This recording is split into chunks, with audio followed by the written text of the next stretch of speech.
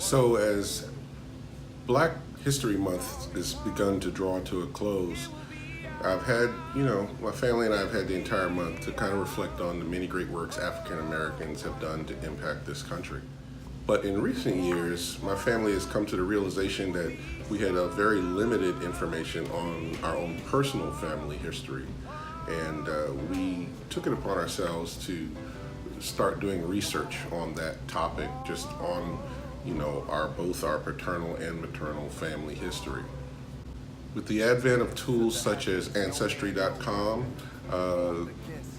this time more than ever it's been easier to research and develop your lineage and find out your ancestors. However, even with a powerful tool such as Ancestry.com, African Americans find that they can only go back so far before their ancestors would lose their name in their census records. They would show up as worker one, worker two, kitchen worker one, kitchen worker two, and their names would be the names of the slave owners. They would not have any significant lineage past where they were owned by a plantation. Now, on my mother's side, family name is the Queens, and we ran into a brick wall very early. I got very frustrated with it, but later on, I had passed the information that I had on to my sister Letitia and my cousin Guilford, and they proceeded to dig a little further into their portion of their family history to see if we could get any hints or connect the dots. And when my cousin Melaine did a DNA study, everything kind of broke open for us. She received a call from another researcher who was doing the lineage on their family and found out that there was a Professor Will Thomas from the University of Nebraska that had been doing a study on slaves that didn't escape for their freedom but litigated for their freedom. And the Queens were a very significant part of that research study.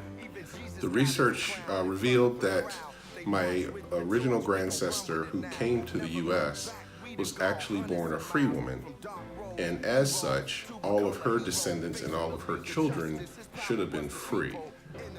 She came to the U.S. from Great Britain on a ship owned by a gentleman by the name of Philip Larkin.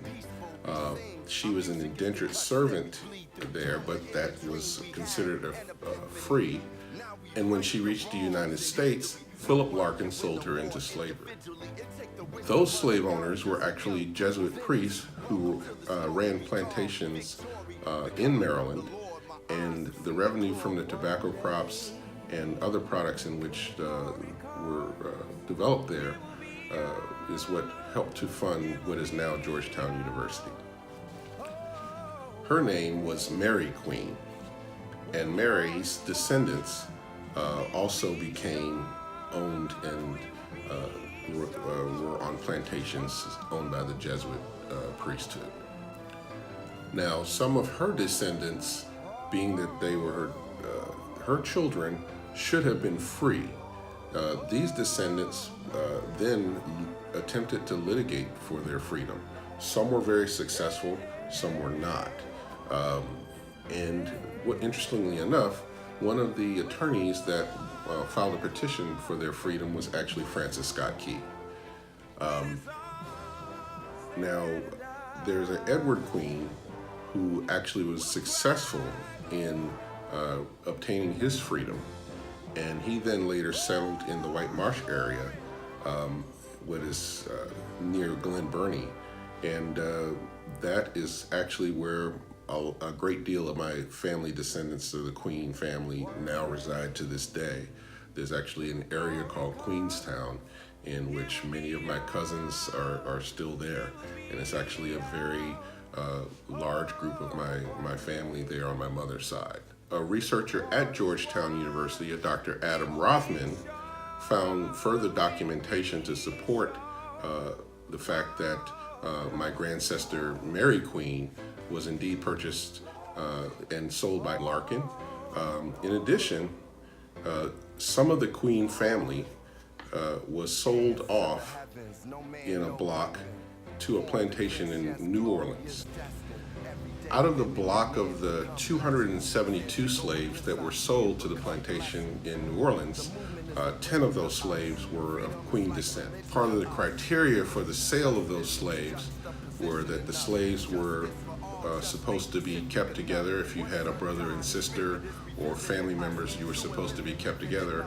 Also, they were supposed to be kept in a fashion so that they could continue to worship under the Catholic faith. The issue was, once those slaves were sold, they became out of the control of the Jesuit order, and those plantations later resold slaves. They broke up families, and they didn't live up to their end of the bargain in terms of the sale. Now, as a result of the discovery of this research, Georgetown University in April of last year actually made a public acknowledgement and apology to those descendants of what's now called the GU 272. And they did a rededication of two of their halls to two of the slaves that were on the bill of lading for that sale. During this ceremony, my cousin Leland Queen got the honor of reading in the 10 descendants that were sold during that slave sale, and it were acknowledged during that ceremony. I was fortunate enough to be able to bring my son up to Georgetown University, and I was able to get an audience with Dr. Rothman. He gave us a 3-hour presentation on my family history and showed all of the supporting documentation. We were actually very blessed to have had that encounter with Dr. Rothman, and you know, it was a sign of atonement, and I really appreciated it. It was a very moving review of my family history, and it opened up a great deal of the lineage, and my son really got to see and become in touch with his family history. And never forget to realize this: you're making history day by day right now. Your family, all their accomplishments, they're tomorrow's history. So do not be afraid to document what's going on.